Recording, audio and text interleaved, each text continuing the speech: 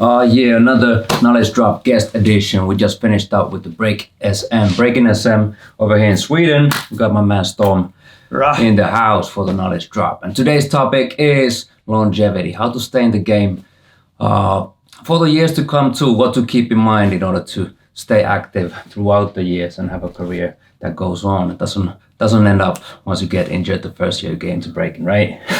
What is your key to longevity this far?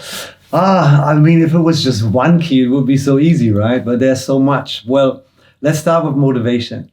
I think motivation is the key to most of it because, most of the people, they kind of like, they try something out. They start playing. They find out that maybe they get good into, that they get good. But there's always a moment where it becomes work, right? And this is where most people, where then they stagnate or they even have to take steps back because injuries are happening or whatever.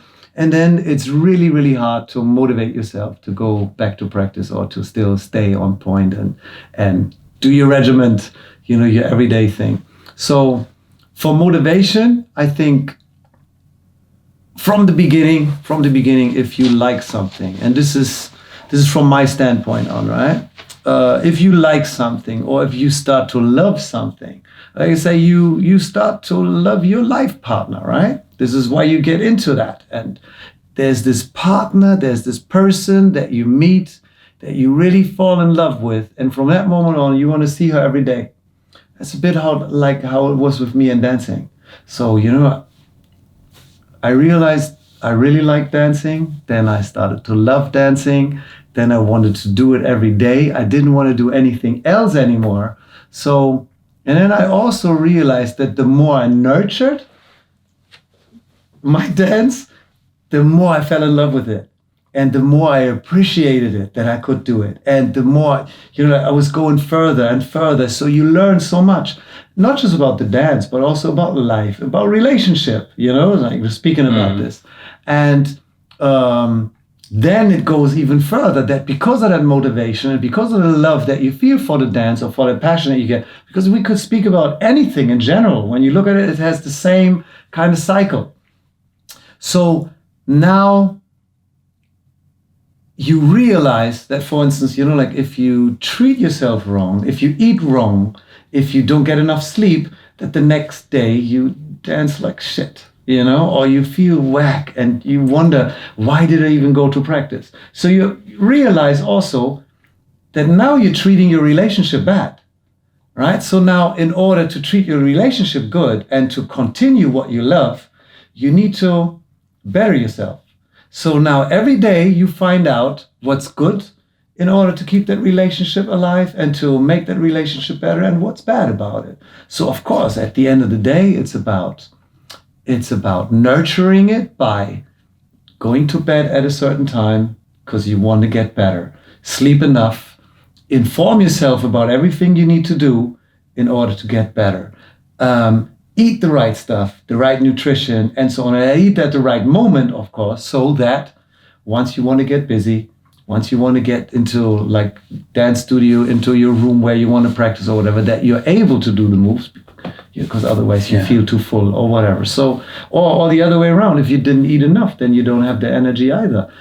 So you stop drinking certain substances where you know that they're not good for you, like soda, all that sugar water and so on and on. It dawned on me very late, I have to admit, that it was bad for me. Yeah. It was bad for me. But then after a while, I realized I had enough reasons to really stop that kind of stuff and to eat better, to live better, and to nurture my passion even more.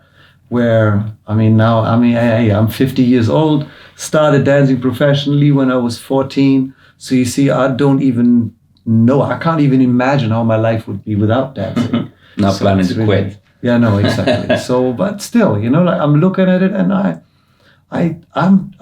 definitely want to dance, because I love it so much. Yeah. I definitely want to dance as long as I can, as long as my legs can hold me up there, and there are the possibilities. Of course, I lost some moves along the way because my body is not capable of doing them anymore. They hurt, but also at some point, and I was 25. I was 25 when I realized I should stop doing power moves. Not stop doing power moves, but I stopped practicing them, right? I mean, I'm still doing every now and then. Yeah, because I realized that it was taking a toll on my body. It was bad for my neck. It was bad for my abductors. Those injuries were coming and coming and coming, and they were getting more and more frequent. And so I realized for myself that in order to keep the love going, instead of quitting, I said, like, okay, from now on, I'm only going to practice things, or I'm only going to nurture things where I know it's going to be good for my life.